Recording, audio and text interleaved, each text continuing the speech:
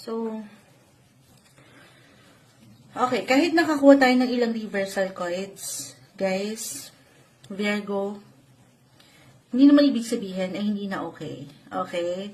Actually, ito na yun, the death card. Hindi kailangan katakutan, laliman, pero may ilang changes. At itong changes na ito yung wala na tayong control. Ayan, no? Sumasang-ayon.